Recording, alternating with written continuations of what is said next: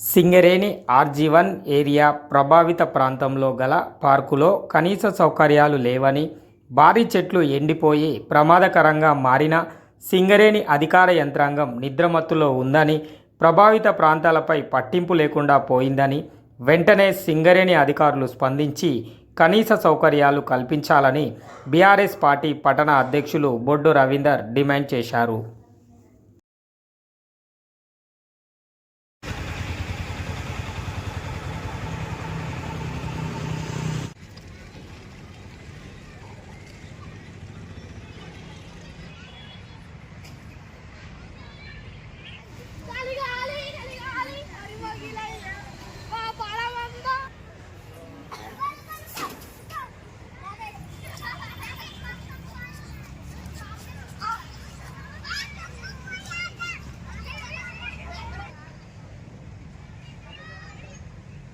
సంవత్సరాలు అవుతుంది.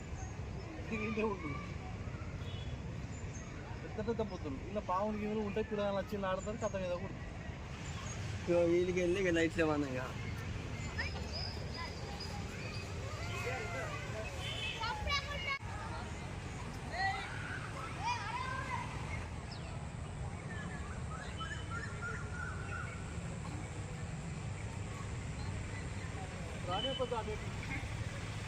బాగా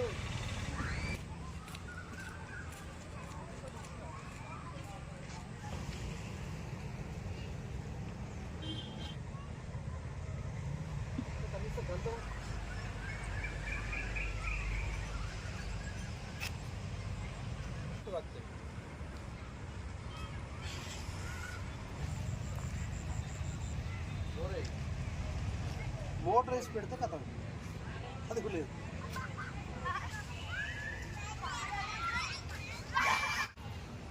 సింగరేణి ప్రాంతాల ప్రజల కోసం ఆహ్లాదం కోసము ఏర్పాటు చేసినటువంటి సెక్టర్ 2 పార్క్లో మిగతా చెట్లన్నీ కూడా సూపర్ ఉన్నాయి. కానీ కొన్ని పురాతన చెట్లు, పాడుబడ్డ చెట్లు, పాతబడ్డ చెట్లు, వాటి ఇగురు లేక మొత్తం ఎండిపోయినటువంటి చెట్లు ఎప్పుడు మీద పడతాయి అని చెప్పి భయంతో ఇందులో వాకర్స్ కానీ, ఇందులో చిన్నపిల్లలు కానీ చాలా ఇబ్బందులు పడుతూ తిరుగుతూ ఉన్నారు. నిజంగా ఏదైనా జరిగితే, ఎవరి మీదైనా పడితే, ఎవరైనా ప్రమాదం జరిగి చనిపోతే దానికి సింగరేణి అధికారులదే బాధ్యత అవుతుంది అని చెప్తా ఉన్నాం. ఎందుకంటే ఇప్పటికైనా సరే మీరు ఫారెస్ట్ అధికారులు మీరు ఏం చేస్తున్నారో ఒక్కటి కూడా అర్థమవుతలేదు. ఎందుకంటే మా ప్రభావిత డివిజన్లలో చెట్లు లేవు.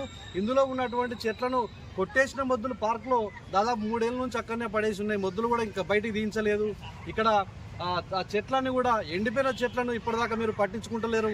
అదేవిధంగా ఈ పార్కులో మెయింటెనెన్స్ కూడా సింగరేణి అధికారులు పట్టించుకుంటలేరు. ఎందుకంటే అటు చిన్నపిల్లల ఆట వస్తువులు లేవు, ఒక పక్కన లైట్లు కూడా దాదాపు మన గోడ పక్క పండి కంప్లీట్గా అక్కడి నుంచి ఇక్కడ దాకా మేము చూసినాం. ఒక 100 మీటర్ల పొడుగుతా కూడా ఒక్క లైట్ కూడా లేదు.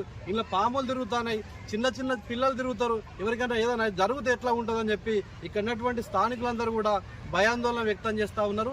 అదేవిధంగా ఇక్కడ ఎక్కడ చూసినా కూడా దాదాపుగా చిన్నపిల్లలు ఆడుకోవడానికి వస్తువులు ఏర్పాటు చేసిన, అక్కడ ఉయ్యాలలు లేవు.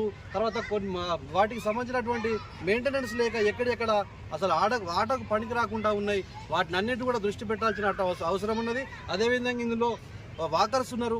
ఇందులో ఒక ఓపెన్ జిమ్ కూడా ఏర్పాటు చేయాలని చెప్పి సింగరేణి యాజమాన్యాన్ని డిమాండ్ చేస్తూ ఉన్నాం.